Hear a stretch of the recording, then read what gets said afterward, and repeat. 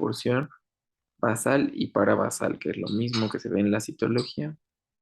NIC1 van a empezar a presentar alteración en la maduración en el tercio inferior con presencia de coilocitos. Al fin y al cabo, núcleos grandes, irregulares, hipercromáticos con halos perinucleares superficiales.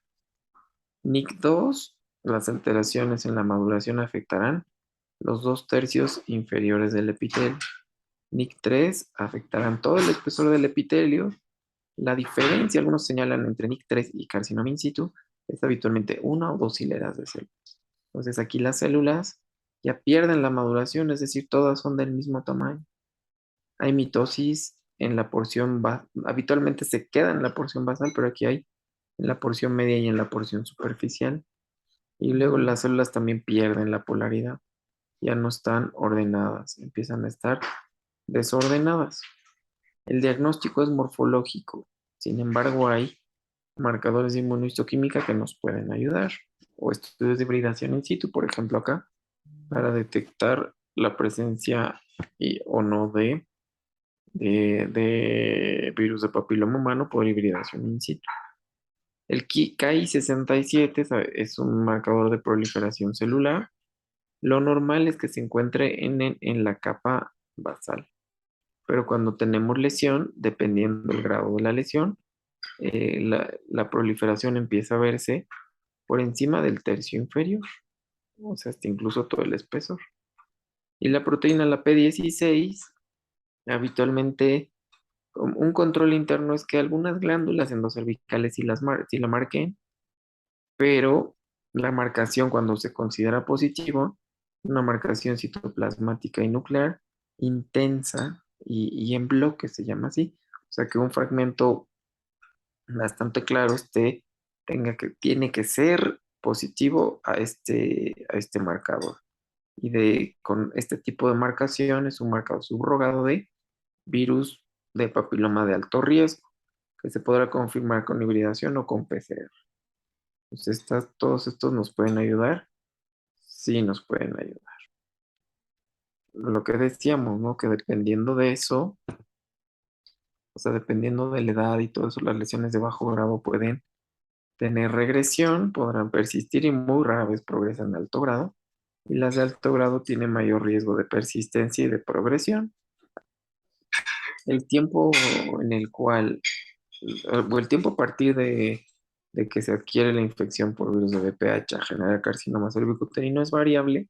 Se considera que puede ser un periodo medio de 10 años, pero pues también, o sea, ese periodo dependerá mucho de la paciente, de si es inmunosuprimida, no es inmunosuprimida, etcétera, ¿no?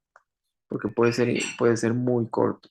Incluso, si ustedes ven el intervalo que hay entre que comentan de que se realice PCR cada 3 años en caso de que sea negativo, entonces habla también de que, de que los múltiples estudios comentan o señalan que en 3 años no va a generar, o sea, la presencia de VPH no va a generar una carcinoma cervicuterino, por ejemplo, a menos que esté muy inmunosuprimida y tenga factores de riesgo, etcétera, etcétera, que podría ser. Carcinoma cervicuterino, la mayoría es epidermoide, otro porcentaje son los adenocarcinomas, y las variantes menos frecuentes, adenoescamoso o el neuroendocrino.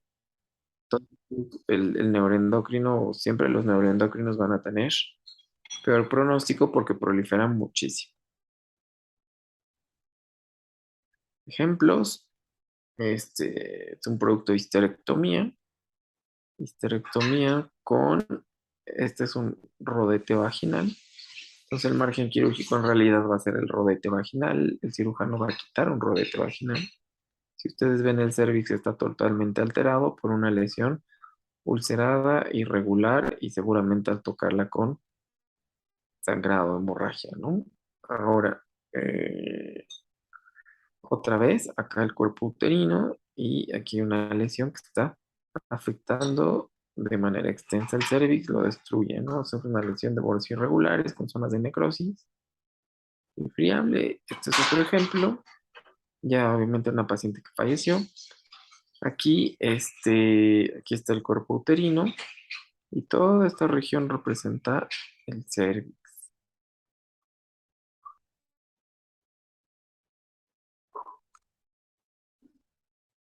En el, Luego, aparte de la conización, otro procedimiento para poder resecarlo es este, los que están viendo, ¿no? Las histerectomías radicales que va a contar con un rodete vaginal y los parámetros para poder definir si tienen o no tienen. En casos más avanzados están las exenteraciones pélvicas, que incluye el útero, incluye vejiga e incluye recto. ¿Por qué? Porque son los órganos, las estructuras que están adyacentes al útero y pueden verse o pueden estar infiltradas por este tipo de tumor.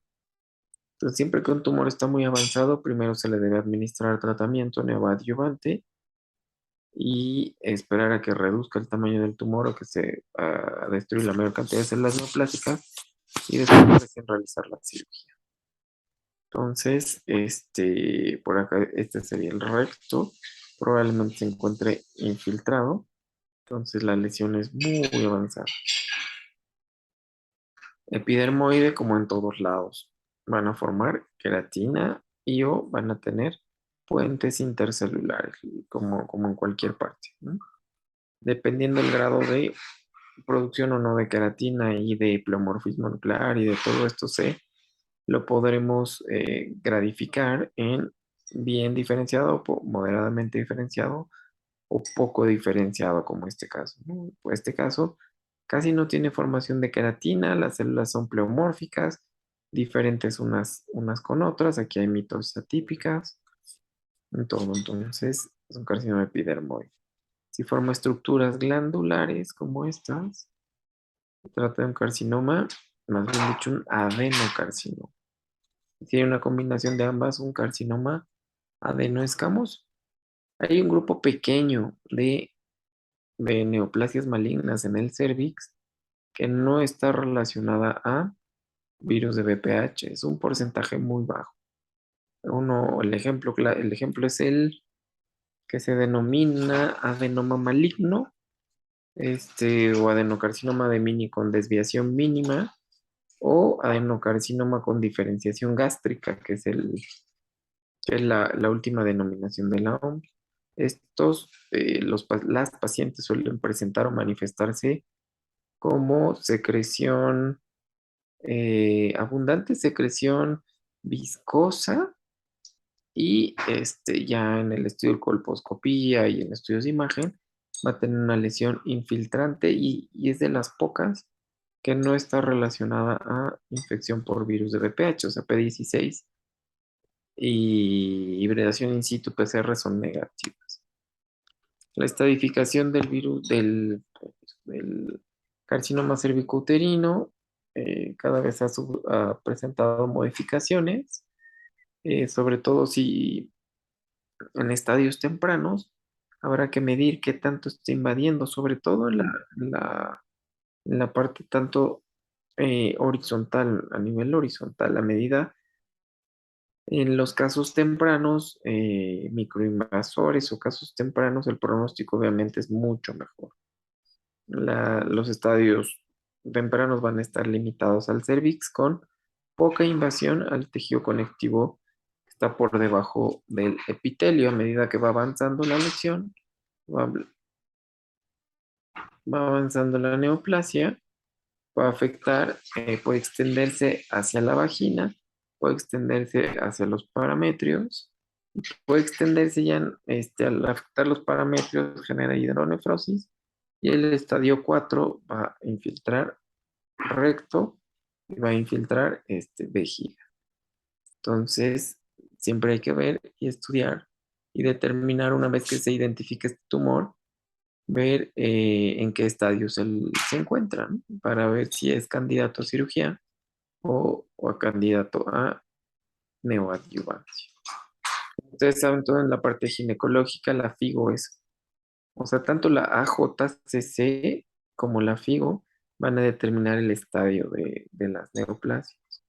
Los dos habitualmente, estos dos sistemas van en paralelo, o sea, son similares. Detección oportuna, ya dijimos esto.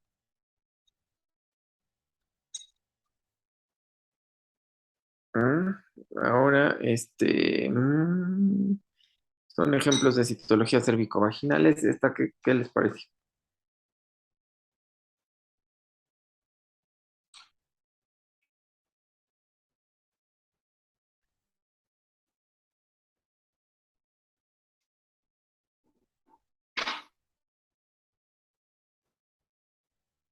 ¿Les parece normal? ¿Les parece anormal? Esas pueden ser células epiteliales normales. ¿Ok?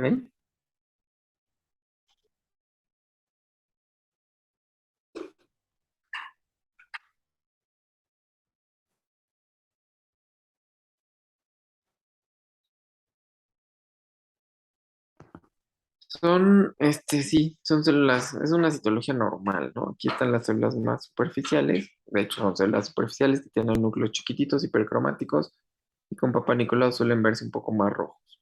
Estas son células un poquito más bajas, intermedias, que van a presentar una hendidura. Los núcleos son un poquitito más grandes. Acá se ve un poco borrosa, pero luego vienen las células basales, células parabasales, aquí están, que son un poco más bajitas. O sea, vamos viendo que son células de hasta arriba, superficiales, intermedias, basales, parabasales.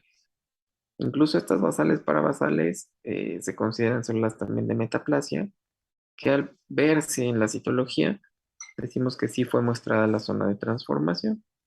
Y por último, las células glandulares, estas son células endocervicales normales, que tienen esta disposición en citología en base líquida y esta disposición en citología cérvico-vaginal. O sea, es muy importante poder conocer bueno, como patólogo, poder diferenciar o evaluar una citología cérvico-vaginal en base líquida que una convencional. Y aquí ya vamos a cosas anormales, ¿no? Donde claramente ya se ve variación en el tamaño. Por ejemplo, acá los núcleos son mucho más grandes, más de 3 4 veces el tamaño de un núcleo de una célula intermedia, un halo perinuclear muy claro, la cromatina densa, hipercromática, membrana nuclear irregular, ¿no? Esto representaría en cambio escoliocítico, lesión de bajo grado. Afectan estas habitualmente a las células de arriba, superficiales e intermedias. A medida que vamos descendiendo y afectan, van a ir afectando células un poco más profundas. Si vemos, igual la relación entre el núcleo y el citoplasma está disminuida. Los núcleos son irregulares. Si seguimos la membrana nuclear, sí es irregular. Son de cromatina densa. El citoplasma un poco condensado. Aquí también. Y acá también, ¿no? Son células con poquito citoplasma. Los núcleos van creciendo. Membrana nuclear irregular y la cromatina densa. Lesión de alto grado. Entonces, sí se pueden identificar en la citología cervicovaginal, sí, para eso existe, ¿no? Otro ejemplo de lesión de alto grado, donde las células van a tener incremento.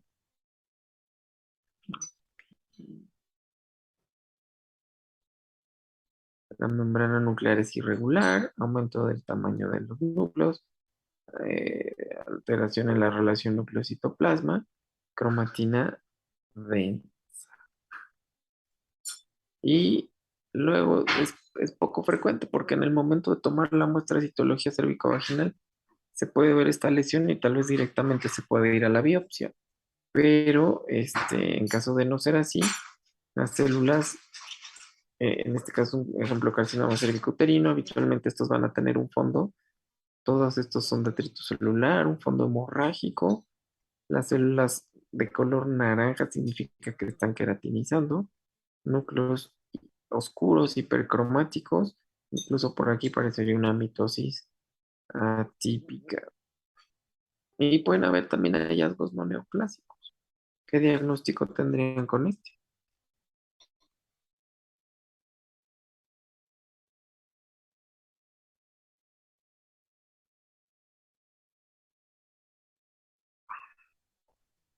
Puede ser una lesión escamosa y podría ser como de alto grado. ¿No? ¿Qué otra opción? Una neoplasia intracervical 2. Una lesión de alto grado. Ujú. Ok, ¿qué otra opción? Podría ser herpes. Ok, ¿qué otra opción? Está muy bonita esta foto, ¿no?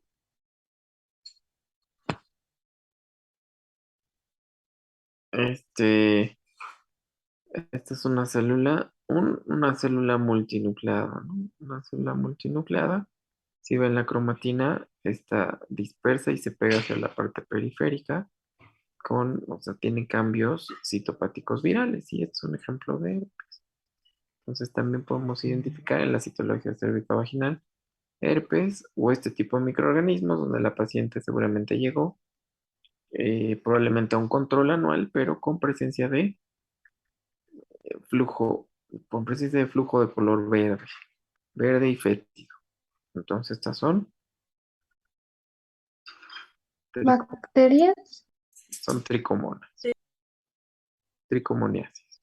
Es un ejemplo de tricomoniasis. Cada vez es menos frecuente por el uso de antibióticos, uso de metronidazol, y uso de todo eso. Sin embargo, sí se pueden identificar. En el fondo aquí sí son las bacterias, tiene normalmente la citología se ve un tipo de flora.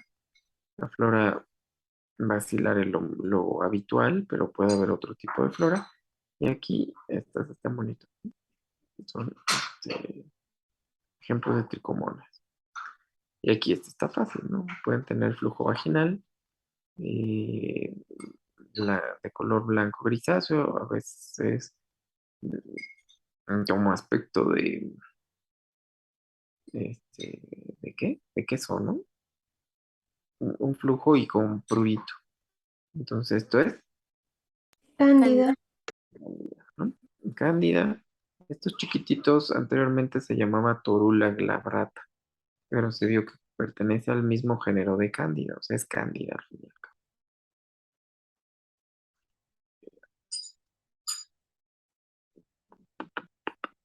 Este es un ejemplo, este es de un casito que tuvimos, pero no fue de cervix.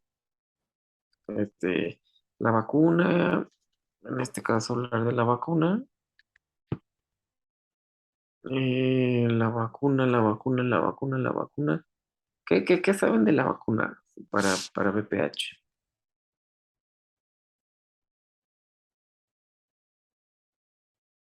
Pues en México hay dos tipos, la Gardasil y solo tenemos actualmente la tetravalente. Pero en Estados Unidos ya hay vacunas que protegen contra 9 tipos de VPH, pero la Gardasil protege contra dos de alto y dos de bajo riesgo, pues el 16, 18, el 6 y el 11. Ujú. Y la otra vacuna, no recuerdo el nombre, pero es la que ponen en el centro de salud. Ok. Ok, ok. ¿Y a qué edad se recomienda o cómo funciona la vacuna? Pues en México, por sector salud, la ponen a partir de los 9 años y hasta los 11, pero se recomienda en toda la población ya y en hombres y mujeres. Ok. Este, ok. Ahora, ¿qué significa a qué se refieren al co-test o co-testing?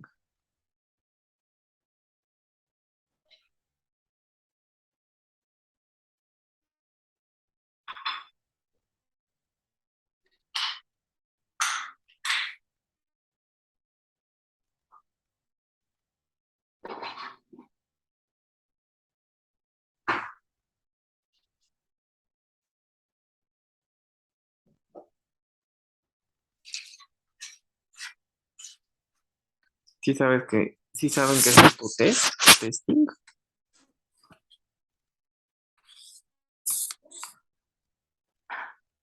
Creo que es cuando hacen también, bueno, hacen la citología o por método de Papá Nicolau con un como un tipo de PCR, o sea, ven como el DNA viral del VPH. Ok. Sí. Les voy a mandar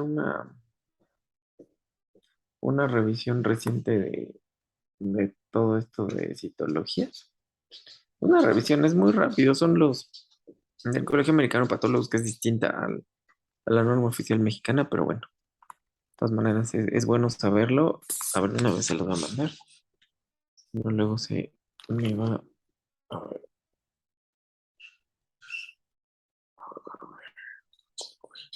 Es una revisión de unos casitos.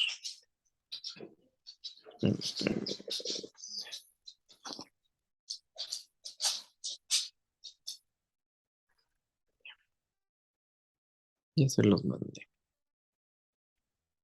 Entonces aquí están las recomendaciones. Que dice que es lo que estábamos hablando a partir de los 21 años igual. Ya no hacer el screening a los 65 años o postectomizadas. De 21 a 30 años, hacer el screen con Papá Nicolau cada 3 años. 25 a 30 años, el screening con un test para BPH aprobado por la FDA cada 3 años, es aceptable.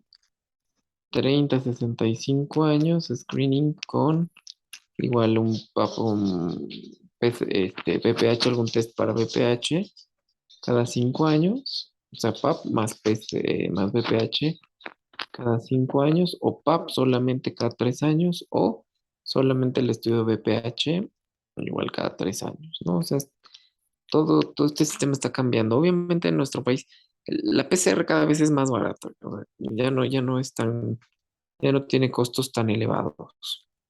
Em, pero de todas maneras, o sea, es muy diferente utilizar una citología convencional que va a llegar a costar, no sé, 20 pesos, 30 pesos, 40 pesos, todo el procedimiento, tal vez un poquitito más, versus una base líquida que va a costar 1,000 y pico pesos.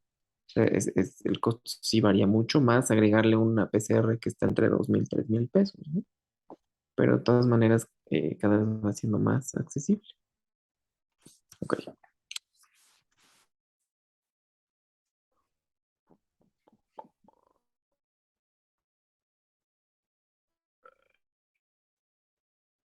Nos vamos a endometrio.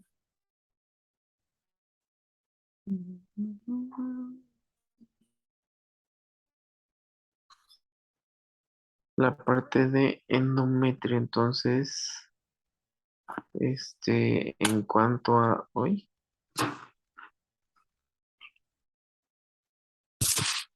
el endometrio, bueno, como saben ustedes, ya dentro del cuerpo uterino, la pared uterina va a estar compuesta por distintas capas.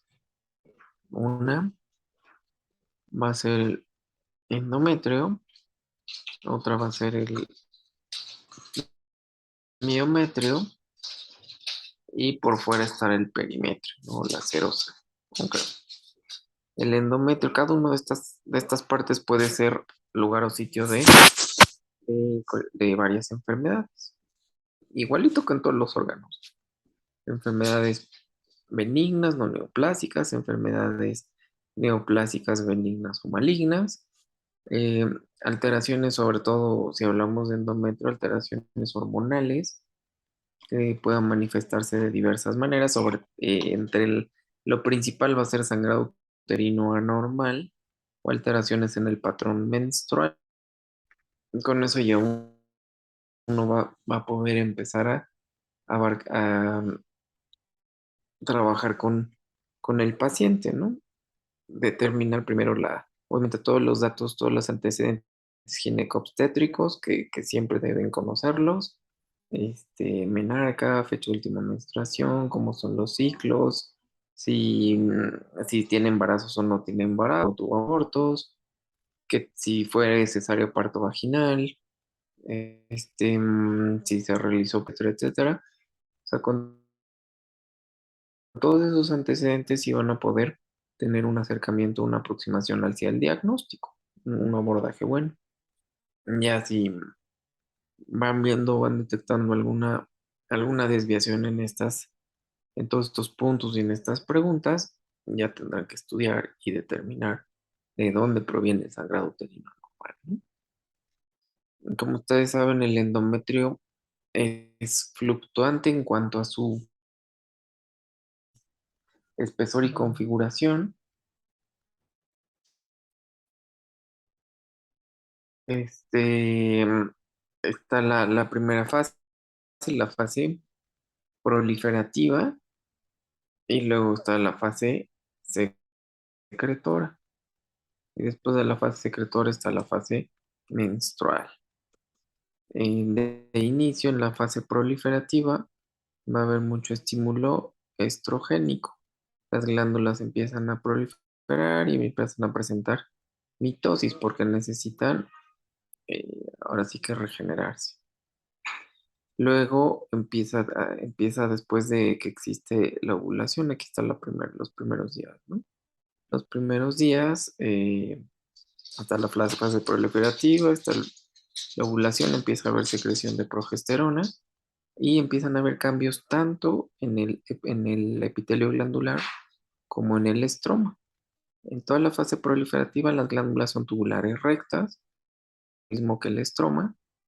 Hacia el día 10 o 11 más o menos hay mucho edema, entonces un poquito más de mayor espesor.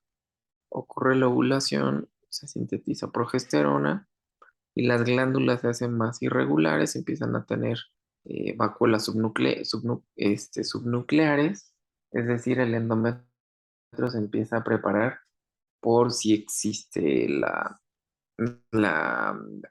el depósito, ¿cómo se dice? Por si existe la implantación del huevo. Empiezan a presentar mayor cantidad de secreción. Las, las células estromales aumentan de tamaño en cuanto a la cantidad de citoplasma y contenido en el citoplasma, y en teoría ya estarían listas para la implantación durante la fase secretora. Si no sucede, entramos a la fase menstrual. Entonces, en cada va a ser diferente, va a tener características distintas. Glándulas tubulares rectas, entrar mitosis, y el estroma también es mucho más celular. Estímulo estrogénico, ovulación, llega la progesterona, las glándulas son más irregulares en tirabuzón y empiezan a tener también vacuolas subnucleares. Y aquí todavía no se ve, pero el estroma también empieza a tener cambios similares a la decidua. Hay varias causas, ¿no?, de sangrado uterino anormal. Puede estar producido por alteración en todo el ciclo, o sea, en todo el ciclo hormonal, y puede estar alterado en toda esta parte, no tanto en cualquiera de estas vías estará afectado, y entonces en esos casos a la paciente no se le va a identificar algo estructural, alguna alteración estructural, sino más bien una alteración hormonal. Hay varias causas de sangrado uterino anormal: pubertad precoz, ciclos anovulatorios, trastorno de la coagulación. Obviamente, si la paciente, siempre hay que descartar abortos o embarazos ectópicos, lesiones estructurales, hemorragia uterina disfuncional, donde puede haber alguna pérdida del equilibrio entre la síntesis de estrógenos y progesterona, ciclos anovulatorios. En las pacientes que ya son perimenopáusicas o menopáusicas, posmenopáusicas más bien, y tienen sangrado uterino normal, ahí sí hay que levantar muy bien las antenas, porque puede ser sobre todo producido por lesiones neoplásicas. A medida que aumenta la edad, los sangrados uterinos anormales, hay que descartar lesiones neoplásicas. En gente joven, sobre todo, hay que determinar o buscar descartar causas funcionales, como los ciclos anovulatorios, ¿no? Algún tipo de, ok, que es importante. Primero, siempre que si es en gente joven, siempre habrá que determinar y buscar este tipo de causas, ciclos anovulatorios, de algún tipo de alteración endocrina que pueda generar sangrado uterino anormal por exceso de síntesis de hormonas, el endometrio proliferativo desordenado, igual donde cuando hay un desbalance entre estrógenos y progesterona, el endometrio tener el estroma de tipo secretor y las glándulas de tipo proliferativas anormal. Eh, algunos otros tipos de patología que también afectan al útero y fuera del útero es la presencia de glándulas y estrógenos fuera de su sitio habitual. El sitio habitual es el endometrio. Y ya se localiza fuera del endometrio y afecta, pero está todavía en el limitado al útero, en el miometrio, perimetrio incluso, se denomina adenomiosis. Pero si ya está fuera del útero, en diversos sitios, hay muchos sitios donde pueden presentar, ya se denomina endometriosis. Entonces, la endometriosis es la presencia de tejido endometrial fuera del útero. Los sitios frecuentes en ovarios es común presentar que lo presenten, sí, muchas veces a manera de quistes hemorrágicos, que son los quistes endometriósicos. Los quistes endometriósicos o llamados endometriomas, material hemorrágico achocolatado, y la pared va a estar en la superficie revestida por glándulas endometriales con estroma endometrial y obviamente todo el contexto de hemorragia. En los ligamentos uterinos, septo recto vaginal, fondo de saco, peritoneo pélvico, también puede haber depósito de glándulas y estroma endometrial. Estos van a estar muy relacionados a dolor. Dolor pélvico, que van a estar como tener mucho dolor, muchas molestias. Incluso pueden presentar endometriosis en tubo digestivo, que no es lo más frecuente, pero sí lo pueden presentar. Hay varios casos que nos han llegado de pacientes con oclusión intestinal o formación de un pseudotumor en colon, por ejemplo, y que en los cortes nada más está compuesto por endometriosis. Entonces, la endometriosis puede producir oclusiones o lesiones pseudotumorales en estos sitios. En apéndice secal también puede presentarse, sí se puede presentar en otros sitios, cervix, vagina, trompas uterinas, a pesar de que el cervix está dentro del cuerpo uterino, pero si se presenta, también se considera como endometriosis.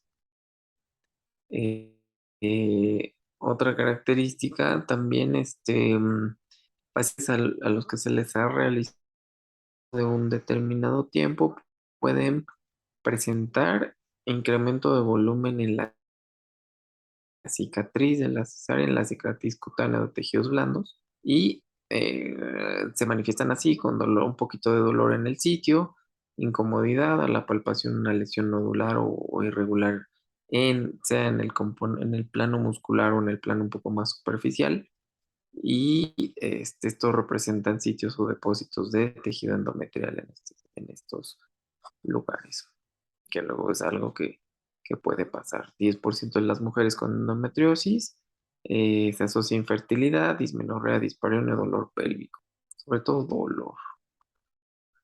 ¿Cuáles son las teorías? Hay varias. Metastásica por no flojo flujo retrógrado o afección más del epitelio isolómico pueda diferenciarse hacia epitelio endometrial de células madre. A partir de la médula ósea se puede diferenciar en endometrio. Esas son las teorías del endometrio. Sé que este es un ejemplo, ¿no? pared intestinal de colon que presenta glándulas endometriales y estroma endometrial. Entonces, presenta endometriosis. ¿A quién le tocó? ¿Quién fue? ¿Alguien vio a Estefanía? ¿Fuiste tú? Con alguien nos tocó ver, ¿no? No, adenomiosis, creo. No me acuerdo con quién fue. Natalia. No. ¿Yeri? Bueno, con alguno nos tocó que nos mandaron un tumor uterino y que tenía adenomiosis. Bueno, este es otro ejemplo, una paciente joven que se manifestó con dolor en celíaca asociada a fiebre y luego el diagnóstico clínico de apendicitis. Si ustedes ven es curioso, pero luego parece como un gusanito en el tercio distal del apéndice secal. Y esta paciente tuvo, aparte de eso, presentó una lesión quística en el ovario derecho. Entonces, cuando es fosa ilíaca derecha, obviamente habrá que sospechar patología ovárica y o patología colon, o sea, parte apéndice de colónica y o etcétera, ¿no? Pero en este caso se juntaron las dos cosas, o sea, apéndice aquí en la pared del apéndice secal hay glándulas endometriales y estroma endometrial, o sea, tiene endometriosis en el apéndice secal y el ovario presenta un quiste hemorrágico que representa un quiste endometriósico. Ok, entonces,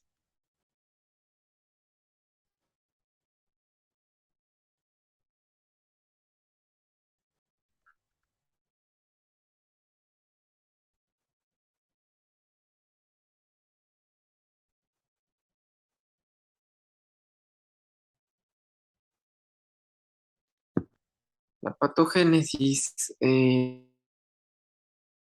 presentar una reacción estromal distinta. Hay algunas y otras áreas donde producen hipertrofia e hiperplasia muscular, hipertrofia del músculo que lo rodea. Todo esto tendría que estar o está por factores, por citocinas que van a inducir tanto proliferación celular, respuesta inflamatoria y fibrosis. Si tienen un proceso crónico, al fin y al cabo es un proceso crónico, se presenta en gente joven y puede presentarse en gente ya mayor. Y uno de los representa un factor de riesgo, la endometriosis, para neoplasias. Por ejemplo, en el ovario no es muy frecuente, pero es característico que si encontramos un quiste, hay una lesión sólida, tumoral sólida, puede ser que el quiste endometriósico se esté asociando a carcino- un carcinoma de células claras.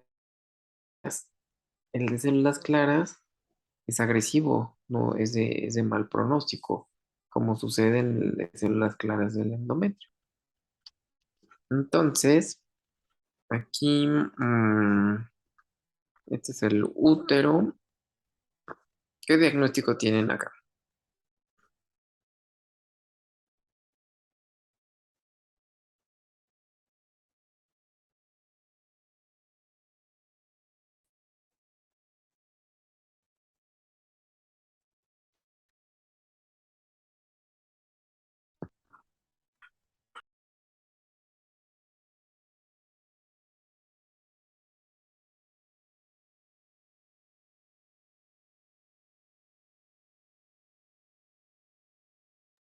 ¿Qué diagnóstico tiene? ¿Qué les parece? Ujú. ¿Qué otra opción?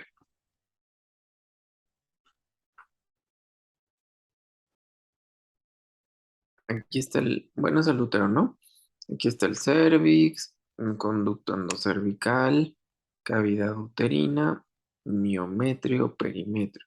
En la pared uterina se identifican estas zonas arremolinada, seguramente engrosada, con áreas hemorrágicas de un útero con adenomiosis, que tiene zonas trabeculares con focos de hemorragia. Parecen muchas veces leiomiomas, eso es cierto, pero en este caso, si formaría un tumor y está compuesto por músculo y por glándulas endometriales, se denomina adeno, o sea que es otro tipo de tumor en el miometrio. A diferencia del leiomioma, va a presentar glándulas endometriales y se denomina adenomioma. En este caso, si es uterino, adenomioma uterino. Entonces, en los cortes histológicos, miometrio y glándulas endometriales con estroma endometrial. ¿Con quién vimos este transoperatorio? ¿Sí se acuerdan? Fue con Natalia. No, conmigo no, Doc. Sí, fue contigo, con Jerry.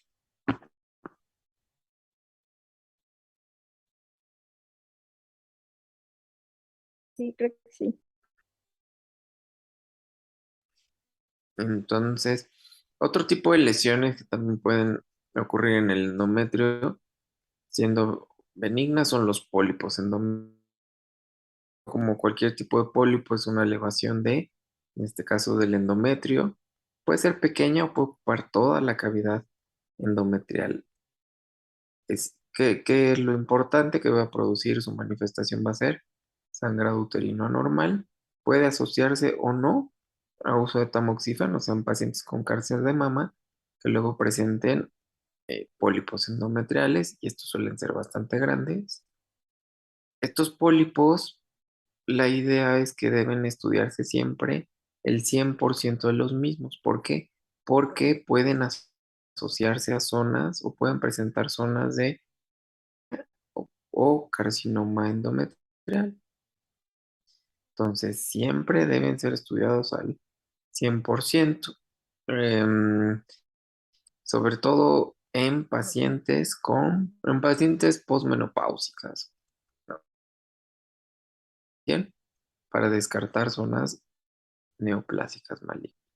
Si no tiene zonas neoplásicas malignas, es un pólipo endometrial benigno. Y muchas veces se puede resecar por histeroscopía, se introducen aquí una camarita que pueden ver qué es lo que hay en el interior de la cavidad uterina y aparte pueden hacer la resección de esta lesión por histeroscopia. Que es bueno, es útil, sí, bastante útil. Nada más, si fuera un pólipo muy grande, lo resecan por pedazos y eso evita un poco la interpretación clara de este tipo de lesiones, pero sí es útil. Es- la característica de los pólipos, en este caso tiene varias cosas, ¿no? Una lesión que ocupa toda la cavidad uterina, por fuera están aquí hay un leiomyoma subseroso y aquí está un pólipo endometrial. La triada, los tres cambios que pueden presentar es, uno, glándulas dilatadas, como ven acá, claro, pero tienen que haber vasos sanguíneos de paredes gruesas y el estroma puede ser muy celular o incluso fibroso. Con estas tres características, nosotros denominamos a la lesión como pólipo endometrial e insisto, hay que ver siempre todo el pólipo para descartar cosas malas. Otra afección en el endometrio caracterizado por sangrado uterino anormal es la hiperplasia endometrial, al fin y al cabo por incremento de exposición de estrógenos, anovulación, estrógenos exógenos, mayor producción y algún tipo de lesión neoplásica que pueden producir mayor menopausia, etcétera, etcétera, ¿no? Estos son los factores de riesgo para hiperplasia endometrial. La hiperplasia endometrial va a tener ya alteraciones en PT, el gen supresor tumoral PT. Y estas alteraciones se repiten o se presentan en pacientes con carcinoma endometrial. Entonces puede representar un factor de riesgo para carcinoma endometrial. Sí, sobre atipia. 20% en las hiperplasias y hasta el 80% en los adenocarcinomas. Antes se denominaba así, hiperplasia simple con y sin atipia e hiperplasia compleja con y sin atipia. Pero ahora se engloban solamente en dos grupos. Hiperplasia endometrial sin atipia, que sería esta, incremento en el, como lo dice su nombre, ¿no? Incremento en el número de en relación al estroma. Siempre tiene que haber mayor cantidad de estroma, pero si hay aumento en el número de glándulas en relación al estroma, hablamos de hiperplasia. Si la hiperplasia tiene glándulas dilatadas, de contornos regulares, tal vez de contornos regulares, pero a veces van a tener estas áreas un poco irregulares, sin atipia nuclear, hablaríamos de hiperplasia sin atipia. Riesgo para carcinoma es bajo, ¿no? Pero en el momento en que empiezan a presentar mayor complejidad arquitectural las glándulas y sobre todo núcleos aumentados de tamaño, irregulares, con pérdida de la polaridad y nucleolos, hablamos que se trata de hiperplasia con atipia endometrial. Ambos pues, son sinónimos.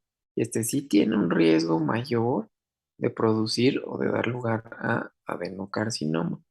Sin embargo, pacientes con neoplasia intraepitelial endometrial pueden ser tratadas con hormonas, un tratamiento hormonal y ver cómo van respondiendo, siendo mucho más conservadores. Antes el tratamiento era la histerectomía, pero ahora puede ser tratamiento hormonal, incluso puede tener cambios regresivos la neoplasia intraepitelial endometrial. Entonces representa la respuesta es sí, ¿no? Cáncer de endometrio.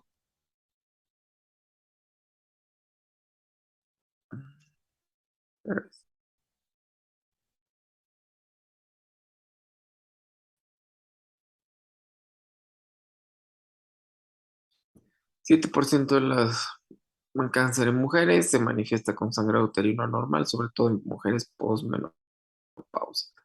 El diagnóstico se sospecha con la clínica. Estudios de imagen o el ultrasonido ayuda muchísimo. La resonancia magnética, tomografía, la resonancia, donde se identifica el espesor del endometrio y lesiones que pueden ser infiltrantes. Ayuda muchísimo los estudios de imagen, creo que sí, muchísimo porque prácticamente te orientan mucho hacia el diagnóstico. Luego debe realizarse una biopsia para poder ser diagnosticado como adenocarcinoma. El pronóstico depende qué tanto esté invadiendo, el grado histológico y el tipo histológico. Estadios tempranos tienen muy buena sobrevida. Estadios avanzados, no, los de peor pronóstico son los serosos, como sucede en ovario, y el de células claras. Y hay otro subtipo que se denomina, que son los que tienen combinación de un carcinoma mulleriano mixto, maligno. Dentro de su patogénesis, dos tipos, ¿no? Tipo uno y tipo 2. Tipo uno, gente un poco más joven en relación al tipo 2, van a presentar o habitualmente tienen incremento de la exposición a estrógenos. Puede asociarse a lesiones precursoras, o sea, hiperplasia con o sin atipia, a diferencia del tipo 2 que habitualmente son endometrios atróficos. La morfología suele ser de tipo endometrioide. Dentro de los carcinomas endometriales, el más frecuente va a ser el de tipo endometrioide. Los menos frecuentes van a ser el C. Y estos suelen presentarse en personas mayores de 65 años, representan el tipo 2, tienen otro tipo de mutaciones. Precursor de la hiperplasia, precursor podría ser el carcinoma intraepitelial endometrial. Alteraciones genéticas, ARID1A, PTEN, el PTEN es el más frecuente, tipo 2 P53. El comportamiento, dependiendo del estadio, puede ser bueno, y en el tipo 2 pues agresivo. Actualmente al diagnóstico ya van a tener un estadio avanzado. en el tipo 1 suelen estar localizados. En este caso, este,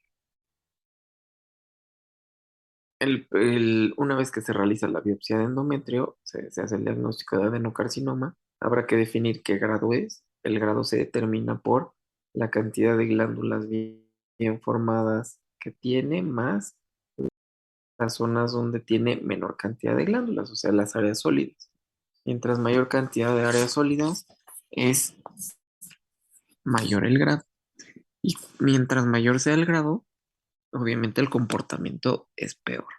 En un grado alto, un grado 3, hay más probabilidad de que el tumor pueda invadir mayor profundidad del útero y aparte de eso pueda tener metástasis ganglionares o metástasis a distancia. Lo importante en este punto es saber, uno, el tamaño de la lesión, dos, determinar qué tanto está invadiendo el miometrio. Si invade más de la mitad del miometrio o menos de la mitad del miometrio. Tres, si se sale hacia los parámetros avanzados, hay que determinar cómo están los órganos adyacentes. Después de eso, hay que definir el grado. Ya habíamos dicho, ¿no? Grado 1, 2, 3, si es endometrio, a ver si se extiende o no el conducto endocervical.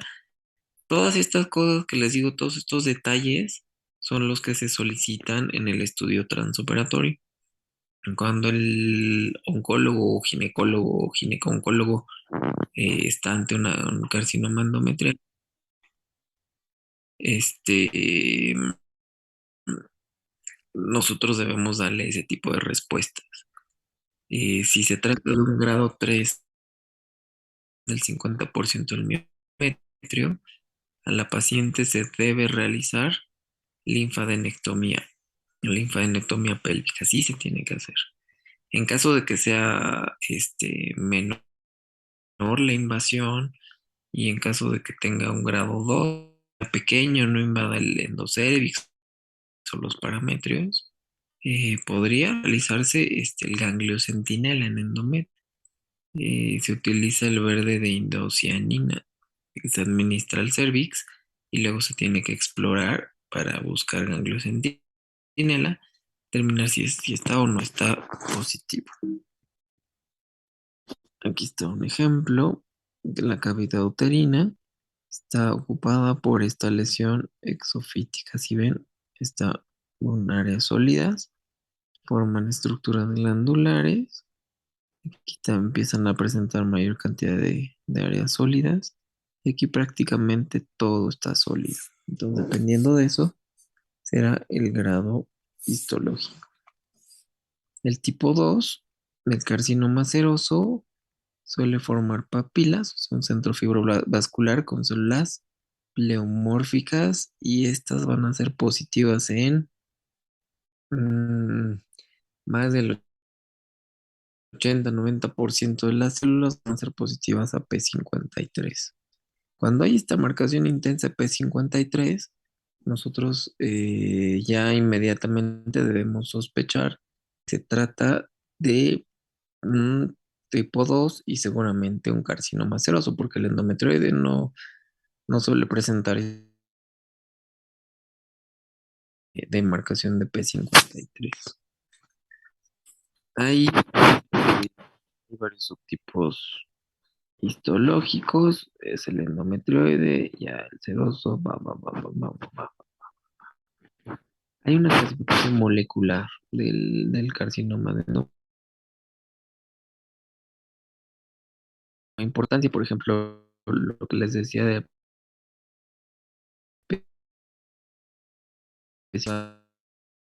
a un dato indirecto de que P53 está mutado. Dos,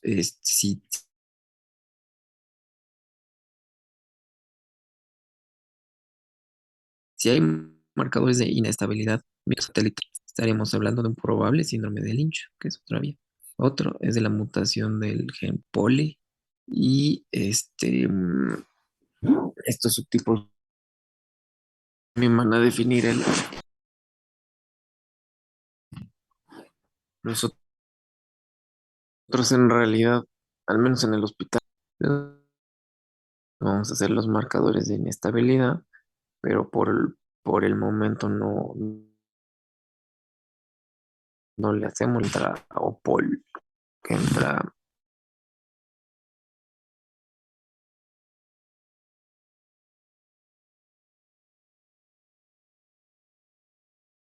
coma y un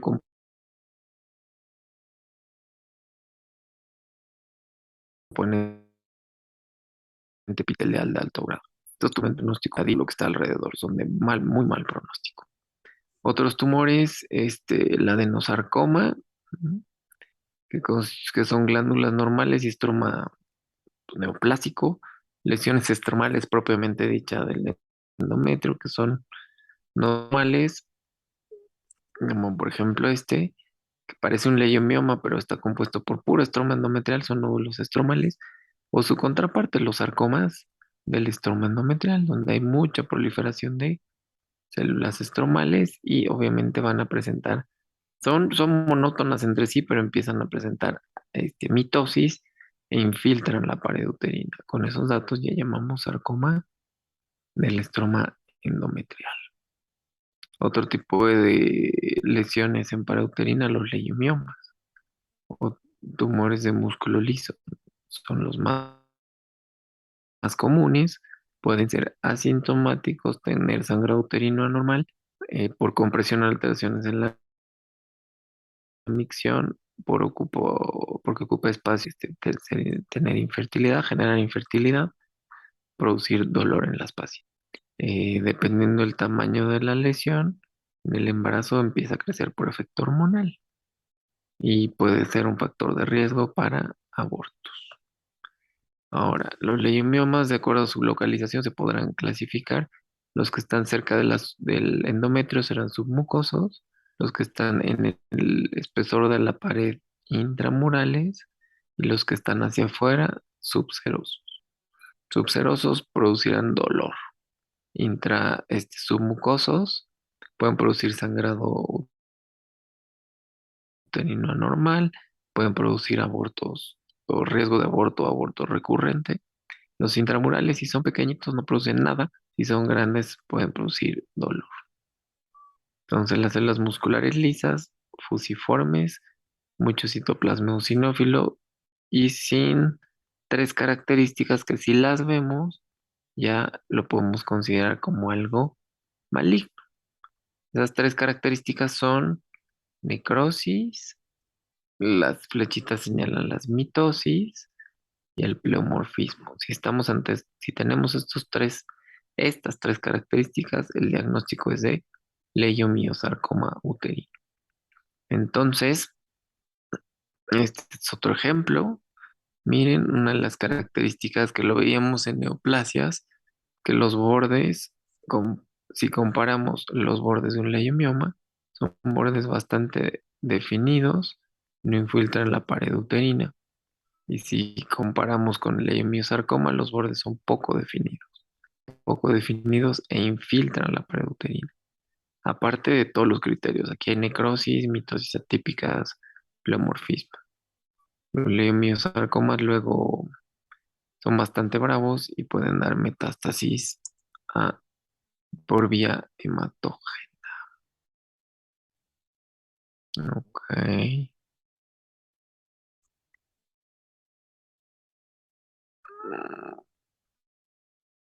Wow. Ah, no. Estoy viendo, nos toca útero. Digo, ¿qué? Nos toca ovario. Es un montón también. A ver. Ok.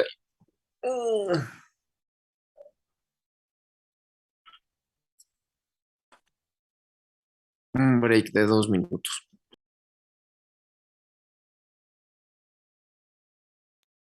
Pueden cantar si quieren. Aquí, aquí.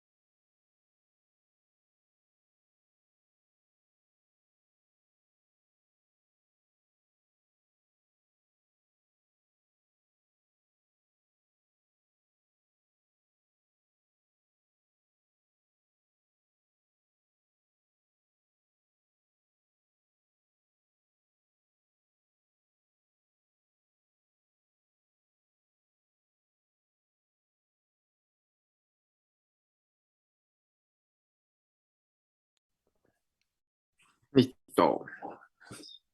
Este, a ver.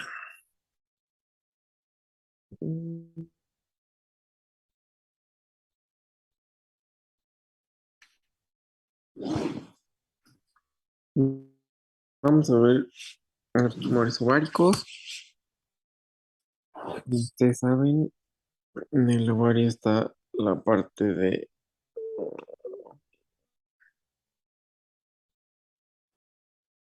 la porción cortical, la porción medular que está muy, muy vascularizada. Y por fuera está el epitelio. El epitelio, ¿cómo se llama el epitelio?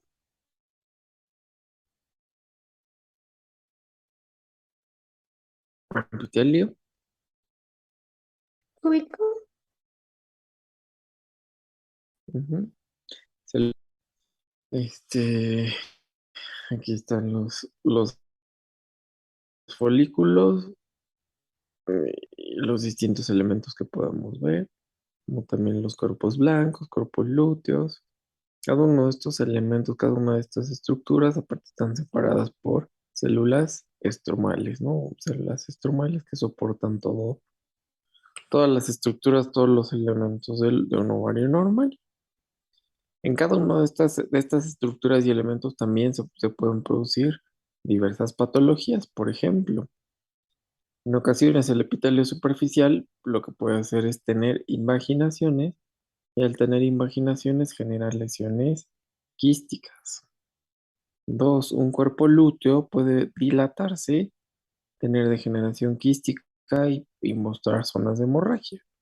Y esto puede justamente producir dolor en la región en alguna de las fosas, ¿no? De las fosas.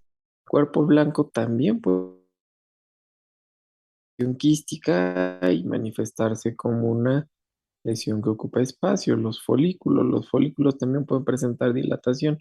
Si son muy pequeños, los folículos o los quistes foliculares o folículos quísticos, si son pequeños, es algo habitual dentro del ovario, pero si aumenta en tamaño más de 4 o 5 centímetros, ahí sí puede generar molestias, o sea, como dolor, por ejemplo, en el sitio. Ahí podría ser que se requiera resección, sobre todo para descartar algún otro tipo de lesión. Es decir, en general hay varios tipos de quistes que pueden afectar a los ovarios. Habitualmente los quistes van a ser benignos.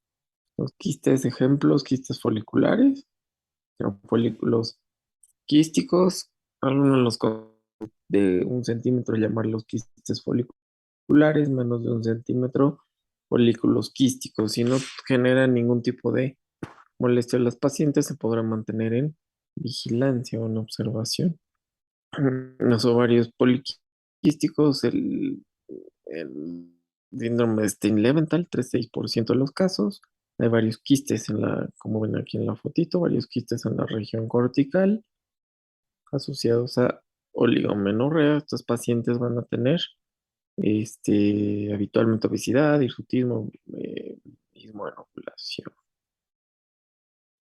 Y estos pacientes van a presentar riesgo, como habíamos visto, de incluso por diversos mecanismos de conversión hormonal, pueden presentar exposición alta a hormonas con hiperplasia endometrial y las consecuencias que esto pueda tener.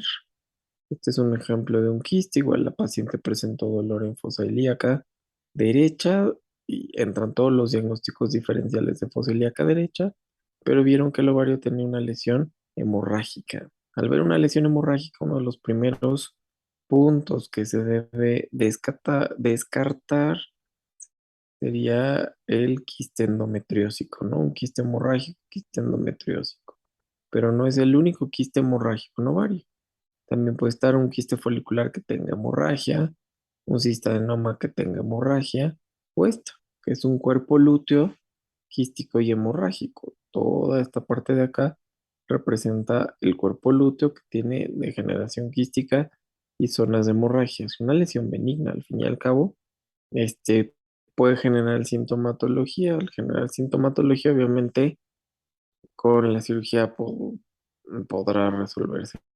Si la lesión es pequeña, con vigilancia se puede mantener a la paciente. Entonces hay varios tipos de lesiones. Los quistes simples corticales, que es por invaginación del epitelio superficial, quistes foliculares, más o vigilancia, o si son muy sintomáticos, pues ni modo resección. Los quistes de cuerpo blanco, el quiste endometriósico, dentro de otros. Y cuando no se pueden clasificar los quistes, se denominan quistes simples. Nada más.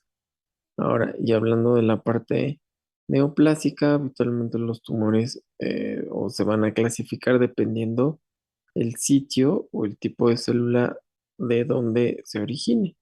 Los del epitelio superficial son los más frecuentes, los que están acá. Los de las células germinales le siguen en frecuencia. Los tumores del estroma y cordones sexuales y los tumores metastásicos. Son todos los subtipos que van a originarse en los ovarios.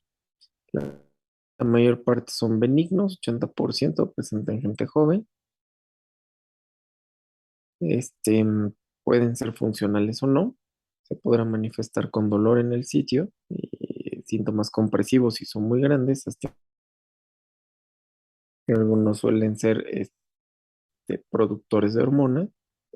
Ante esto, obviamente el abordaje sería primero la sintomatología, segundo, realizar un estudio de imagen, por ejemplo, los ultrasonidos son muy buenos para esto, y se identifica la lesión. Después, dependiendo del tipo de lesión, se podrá complementar o podrán complementar con estudios de laboratorio para ir englobando un probable diagnóstico.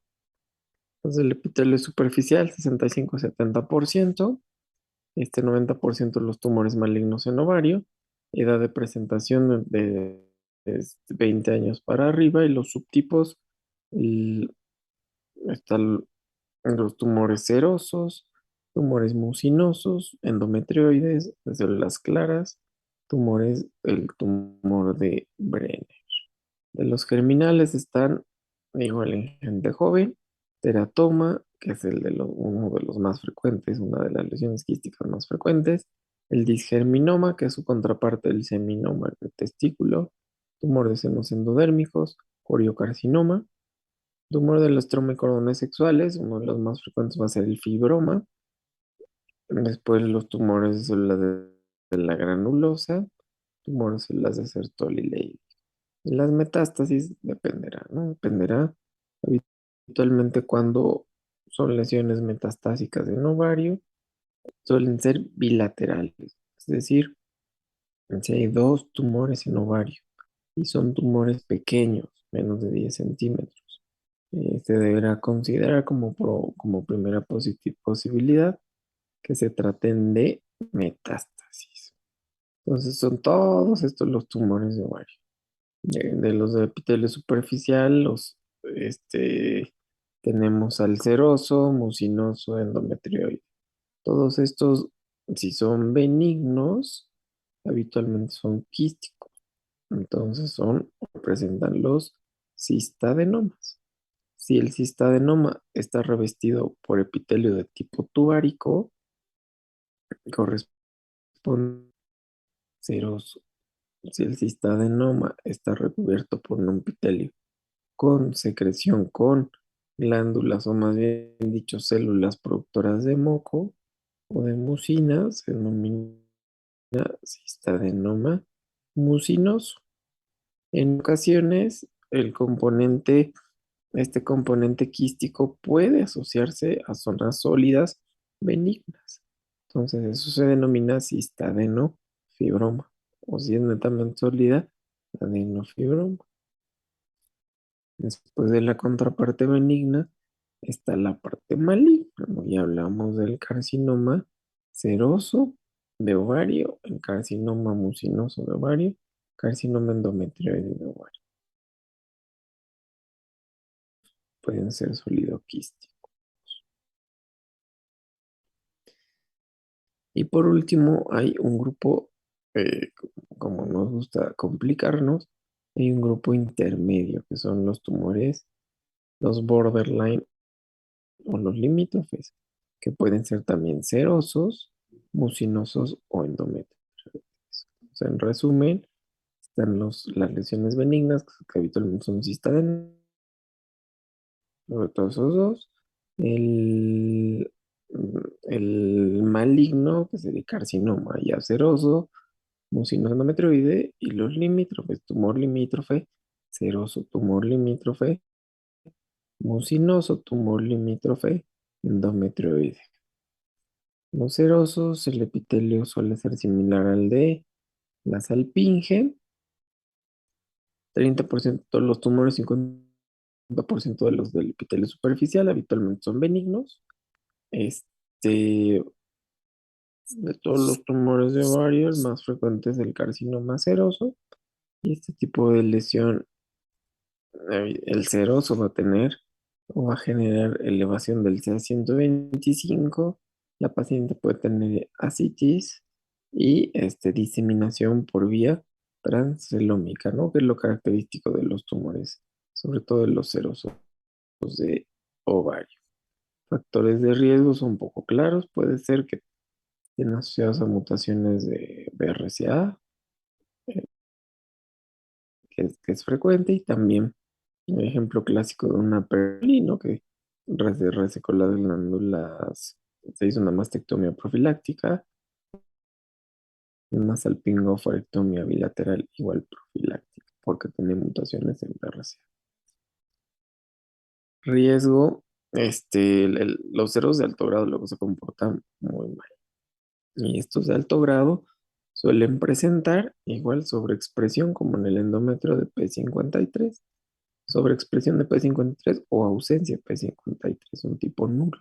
Ambos reflejan mutaciones en P53. Y con esto también hay varios artículos que señalan que los tumores de ovario, sobre todo del epitelio superficial y serosos, se originan a partir de las alpinges, de las fimbres de las alpinges.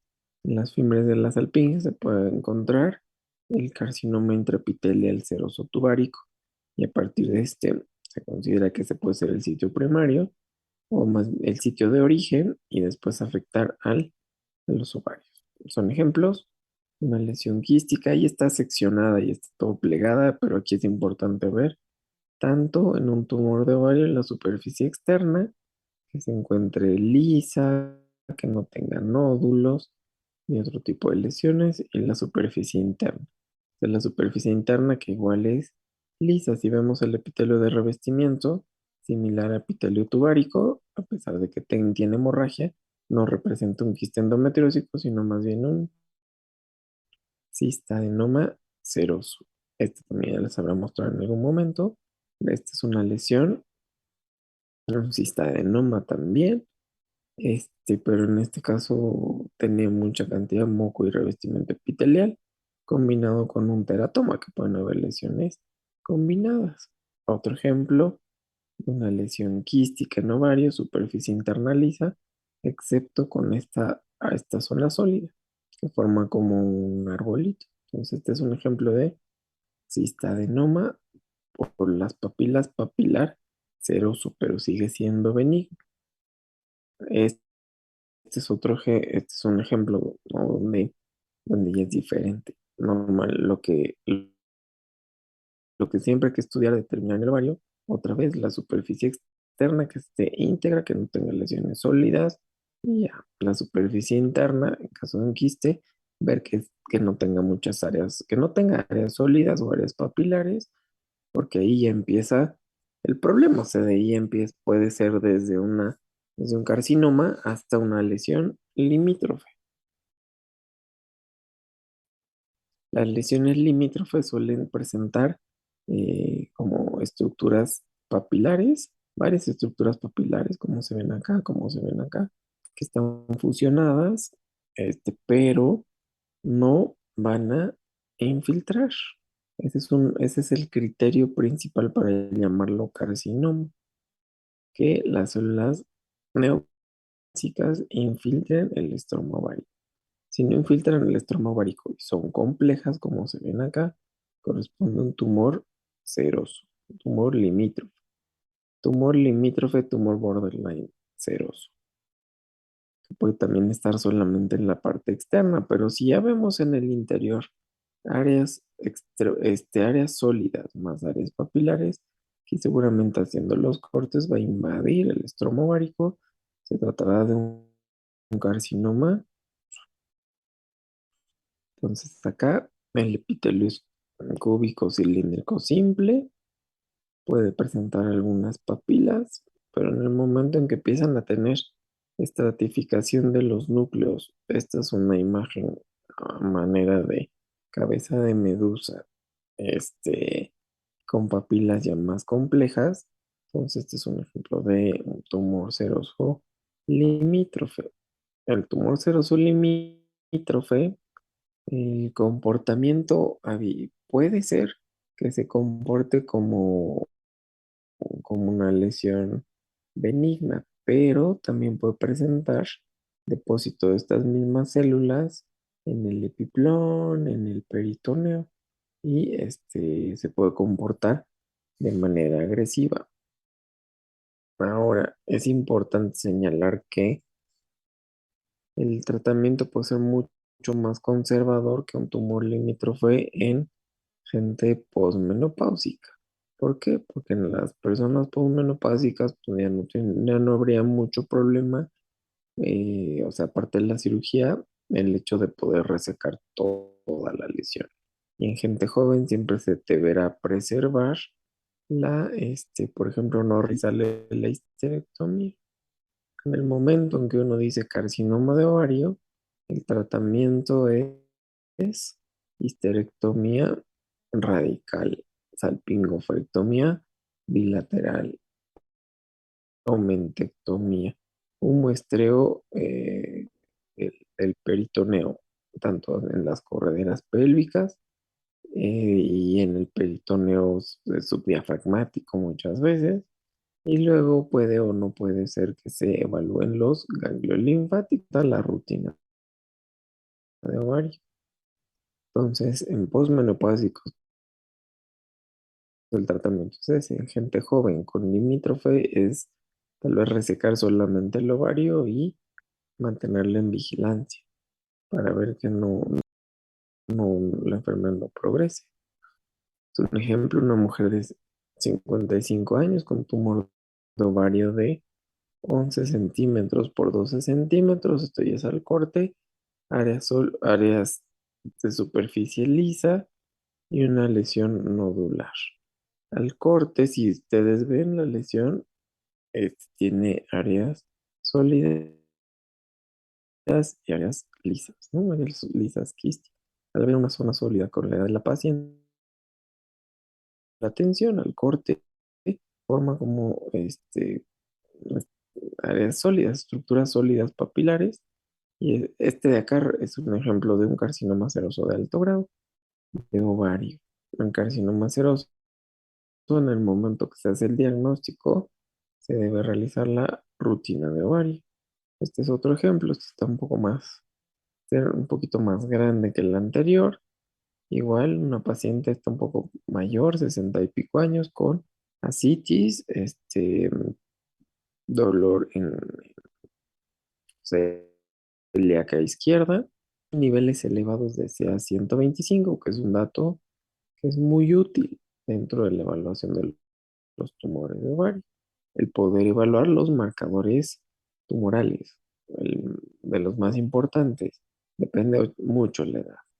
No es lo mismo un tumor de ovario en chiquitos que un tumor de ovario en posmenopáusicos. Entonces deberá pedir el CA 125. Si está muy elevado, seguramente podrá tratarse de una neoplasia de epitelio superficial maligno. En caso de que se trate de, por ejemplo, un coriocarcinoma o un tumor senos endodérmicos, habrá que estudiar la alfa-fetoproteína o la gonotropina coriónica humana, ¿no? Entonces, este tenía niveles altos de CA 125 y al corte áreas sólidas, gran parte del ovario ocupado por áreas sólidas. es otro ejemplo, un carcinoma seroso de alto grado. Ahora puede ser que el carcinoma seroso no solamente se limite al ovario, o si hablamos del carcinoma seroso más bien, este se puede originar en el ovario o en alguno de los ovarios, salpinges y o peritoneo. O sea, son tres sitios en los cuales se pueden originar. O sea, aparte de que sea uterino o de algún otro sitio.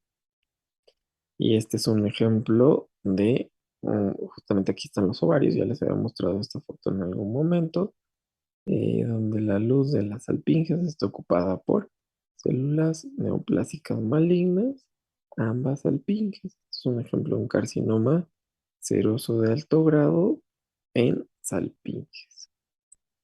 Puede ser que tengan peor pronóstico. ¿Por qué? Porque las fibras cuando realizan movimientos de algunas células neoplásicas y puede haber más riesgo de los bilaterales benignos 20%, borderline 30%, malignos 66%, considerando que cuando son bilaterales se debe descartar metástasis. Tiene diseminación transelómica, puede presentar implantes, sobrevida a 5 años, los benignos, pues muy bien, ¿no? Borderline,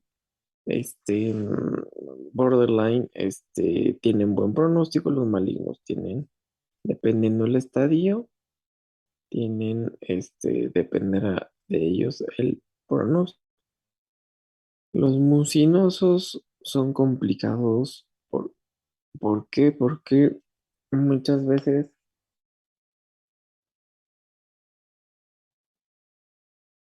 se originan ante, ante la presencia de un tumor mucinoso en ovario, un carcinoma mucinoso en ovario. Se debe descartar que se esté originando en otros sitios, es decir, que sea metástasis, sobre todo en tubo digestivo y en apéndice secal. Ante la presencia de carcinoma mucinoso en ovario, y ahí entra otra vez si es bilateral, si son pequeños, entonces habrá que sospechar o descartar que no sea metástasis de tubo digestivo y o apéndice secal. Sin embargo, los tumores mucinosos igual. Pueden ser, la mayor parte son benignos, 15% son malignos. Carcinoma es poco frecuente, sin embargo, este sí se debe considerar. Habitualmente 5% son bilaterales. Si es un mucinoso bilateral, lo más probable es que sea metástasis. Estas lesiones al contener moco denso suelen ser muy grandes y multiloculadas, a diferencia del cistanoma seroso que es uniloculado y está formado o revestido, más bien dicho, por células con gran cantidad de mucosecretoras, cistanoma mucinoso. Miren, esto es un ejemplo. Esta lesión midió 30 centímetros, estaba bastante grande. En el momento de cortarla, presentó mucha salida de material mucinoso, no tuvo áreas sólidas, entonces representó un cistanoma mucinoso. Cuando son malignos, ya les dije que descartar metástasis puede presentar implantes en un pseudomixoma peritoneo, que significa al fin y al cabo el depósito de este material mucinoso con células neoplásicas. Aquí está el ejemplo, durante la cirugía, que se identifique material mucinoso ocupando toda la cavidad. Lógicos que sí se tengan células neoplásicas malignas productoras de moco que están rodeadas por material mucinoso acelular. Otros son los endometrioides, los carcinomas endometrioides, 10 a 15% de los carcinomas de ovario, endometriosis, sí, porque van a tener alteraciones o mutaciones en la endometriosis como EPT, 40% son bilaterales y un subtipo aparte es el carcinoma de los quistes endometriosis. Este es un ejemplo, no es de un carcinoma endometrioide, pero este es un ejemplo de carcinoma mucinoso. Si fue un carcinoma mucinoso, todo esto es material mucoide, áreas sólidas en el ovario, siempre que tenga una hemorragia, que lo podemos ver macro o en estudios de imagen, hay que sospechar en algo maligno. Otro es el tumor de Brenner, nidos uroteliales rodeados por estroma fibroso venoso. Estos igual pueden ser benignos, borderline, totalmente unilaterales y pueden ser sólido quísticos, de color blanco, amarillo. Y es curioso porque hasta en un 25% de los casos los Brenner pueden asociarse a cistadenomas mucinosos. Aquí está el ejemplo. Estos nidos parecen uroteli. De hecho, tienen diferenciación urotelial y están rodeados por estroma fibroso. Marcadores propios de urotelio. Bueno, queratina 7, un marcador epitelial. Trombomodulina es mucho más específica de urotelio. Entonces, los Brenner habitualmente son benignos, pero cuando estos nidos ya tienen datos de neoplasia maligna, pleomorfismo, mitosis, necrosis, son mucho más sólidos y abundantes, estamos hablando de un Brenner maligno, que es similar a un carcinoma urotelial de alto grado invasor, por ejemplo. Luego, los de células germinales, 15-20%. Los más comunes van a ser los teratomas quísticos maduros. Aquí está, teratoma quístico maduro, el estromovari, malignos, carcinoma epidermoide, tumores carcinoides, carcinomas tiroideos, están el disgerminoma, coriocarcinoma, carcinoma embrionario, tumores senos endodérmicos y el teratoma inmaduro. O sea, son un montón. Los teratomas quísticos maduros van a caracterizar por presentar, al ser un teratoma, elementos de las tres líneas hematopoyéticas. Habitualmente van a presentar sustancia gris, pueden presentar cerebelo, pueden presentar lo que quieran, ¿no? Estructuras, eh, piel, estructuras pilosas, músculo, glándulas de vías respiratorias, glándulas de colon, pueden presentar todo, incluso tejido tiroideo. Cuando hay tejido tiroideo en ovario, se denomina estroma ovario y este tejido tiroideo tiene el mismo riesgo de producir carcinomas en una forma de teratomas. Los maduros son los más frecuentes, tienen mucho material friable que es queratina y pelos. Inmaduro van a presentar neuroepitelio, como acá, células inmaduras, como conductos inmaduros. Esto dependiendo la cantidad de estos elementos inmaduros va a definir el grado. O sea, poca cantidad de elementos inmaduros, un grado bajo. Mucha cantidad, un grado alto. Y hay riesgo de que tenga implantes peritoneales. Y este es el ejemplo del teratoma maduro. Todas las estructuras, sistema nervioso, el tejido fibroso, pelos, epidermis, queratina, todos maduros. Estos son benignos, los teratomas quísticos maduros son benignos y dan muy buen pronóstico. No, no pasa nada menos que tenga transformación maligna. Los teratomas, entonces los teratomas maduros, cualquier tipo de elemento que sea maduro, habitualmente quístico, resección es curativa. Los inmaduros tienen elementos inmaduros, sobre todo neuroepiteliales, que a mayor cantidad tienen peor pronóstico. Y hay teratomas monodérmicos, como por ejemplo el que está compuesto solo por tejido ovárico, que es el estrumovari. Y si es solamente por tejido ovárico, el pronóstico es bueno, pero tiene riesgo de presentar cualquier tipo de enfermedad propia de tejido tiroideo. el disgerminoma. Contraparte el seminoma en hombres, 2% del tumor de los ovarios, 50 de tumores germinales. Es en gente joven y los marcadores que van a ser positivos son estos: CKIT, OC34, PLAP.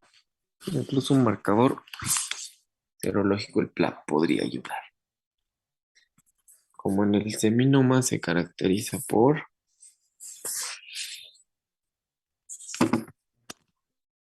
no,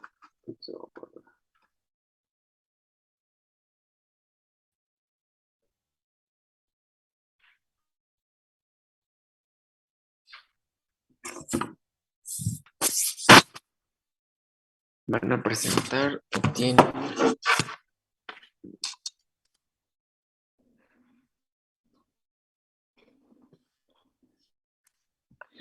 están compuestas por estas células muy grandes de citoplasma, si ven claro, núcleos irregulares y núcleos evidentes separados por septos fibrosos con linfocitos, igualito al seminoma. Pero nada más que ocurre en el ovario, responden bien a quimioterapia, igual que el seminoma, y sobrevida es buena en general. Tumor de saco vitelino, son poco frecuentes, habitualmente en pequeños. Tienen un montón de patrones diversos. El tumor sacovitelino en el ovario, uno de los más comunes es con la formación de estas estructuras, o los denominados cuerpos de Schiller-Duval. Sobrevida 5 años de 80%. Coriocarcinoma, igual que en el testículo. Pronóstico es malo en el sentido de que son lesiones que pueden dar metástasis hematógena bastante temprana. Están compuestos por citotrofoblasto y sin trofoblasto con hemorragia y necrosis. Habitualmente se asocia a algún otro tipo de tumor germinal. Las formas puras son raras, igualito al testículo. Todo coriocarcinoma debe ser diagnosticado rápido. ¿Por qué? Por el riesgo de metástasis. A diferencia de los originados en placenta, que es otro sitio donde se puede originar, responden mal a la quimio, o sea, tienen mal pronóstico. Hay otro tipo de tumores germinales, los que están aquí señalados, que son menos frecuentes. Los tumores de cordones sexuales y estroma, el más frecuente va a ser el fibroma ovárico, que al fin y al cabo es un crecimiento excesivo del estroma ovárico, entonces son tumores sólidos. Parecen, o sea, muy fibrosos, parecen como leishmiomas, pero son benignos. En ocasiones se pueden asociar a citis y derrame pleural, hablando del síndrome de Meigs, ¿no? Otro tipo de tumores dentro de los cordones sexuales son los tumores de células de la granulosa. 5% de los tumores ováricos, habitualmente en mujeres posmenopáusicas. Pueden ser sólidos o solidoquísticos, y una característica es que son de color macroscópicamente color amarillo, debido a la cantidad de lípidos que tienen. El tumor de células de la granulosa va a ser uno de los tumores que se va a manifestar con efectos hormonales. Pueden presentarse con pubertad precoz, hiperplasia endometrial, incluso carcinoma de endometrio, y si produce andrógenos puede ser hirsutismo, incluso virilización, que es característico del tumor de células de la granulosa. Su comportamiento es incierto. A veces puede tener buen comportamiento, o puede recurrir y dar metástasis o extensión extraovárica. Entonces, el tratamiento de los tumores de células de la granulosa también puede ser, depende mucho del estadio clínico, pero puede ser similar a los del epitelio superficial. Sobrevida 10 años, 85%, eso está buena. Y tiene mutación en FOXL2, es un ejemplo. Si ven, el color es amarillo, amarillo, amarillo. Aquí está la salpinge, aquí está el ovario. Al ver este tipo de tumor, sospechamos de inicio de un tumor de los cordones sexuales, ¿no? Del estroma y cordones sexuales. Y morfológicamente una de las características es que los núcleos tienen aspecto en grano de café. Si vemos núcleos de aspecto grano de café y lesión amarilla, seguramente estaremos ante un tumor de células de la gránulos. que por inmunohistoquímica son positivos a la inhibina, calretinina, que son proteínas propias de los cordones sexuales. El fibroma, tecoma, fibrotecoma, el fibroma, en teoría de fibroblastos y en práctica también. 90% unilateral, sólidos similares al leiomioma, lo que les había dicho el síndrome de Meigs. Ahora, importante los fibromas que hay que ser muy paciente desde el punto de vista de patología porque hay que buscar mitosis. Si encontramos más de 4 mitosis, se puede comportar un poco más agresivo y formar parte o denominarse fibrosarcoma. Este es el ejemplo. Un tumor sólido. Si ven, tiene aspecto muy trabecular, muy fibroso. Y al ser muy fibroso y trabecular, la consistencia es mayor, ¿no? La consistencia es dura, son tumores duros. Y este es el tecoma, que son células un poquito más claras. Tumor receptor y Leydig, otro que puede producir síntomas endocrinos como masculinización, o desfeminización al menos. Son poco frecuentes, suelen ser unilaterales y igual que el otro, ¿no? Un color, si ustedes ven un color un poquito café marrón, café naranja, y morfológicamente se van a parecer a los túbulos seminíferos, ¿no? Entonces, forma estructuras tubulares, tumores, células de Sertoli. Y luego podemos encontrar que aquí no se ven algunas células de Leydig, y ya denominamos tumores de Sertoli. Otro tipo de tumores, el tumor puro de células de Leydig, los lutomas del embarazo, que al fin y al cabo es cuando el cuerpo luto está muy grande y puede generar algún tipo de sintomatología en los pacientes, gonadoblastomas, una combinación de tumores de células germinales y de cordones sexuales, y los otros, las metástasis, ¿no? Una de las metástasis más conocidas es el tumor de Krukenberg, que clásicamente se asocia a los tumores poco cohesivos o células en anillo de sello originados en tubo digestivo que de metástasis a ovario. Entonces, si vemos un tumor en ovario compuesto por estructuras glandulares y de manera más frecuente con células en anillo de sello, seguramente proviene del estómago, el tumor de Krukke. Y ya. Creo que aquí paramos porque es mucho. Es un montón de información. Vamos viendo. Ay, esto que no. Nos queda la parte de preeclampsia y mama, de gineco. Y ya. Yo me voy comunicando con Xochitl para mandarles el nuevo programa y ver lo que les dije desde un principio. Vayan leyendo todos los temas de acuerdo a las fechas. De esa manera vamos a ir llevando pues el tiempo que nos queda de patología.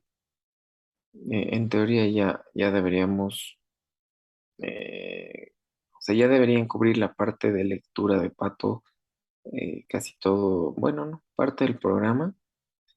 Entonces, la próxima clase yo creo que vemos preeclampsia mama y el examen. O sea, primero hacemos el examen y luego preeclampsia mama.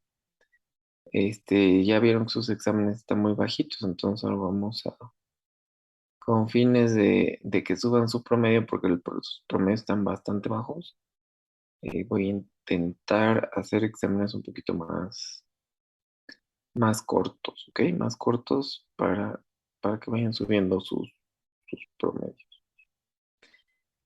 Ya me mandaron ayer, no he visto si todos ya me mandaron sus artículos, pero pues ya vi que los enviaron. El 18 me mandan sus tareas.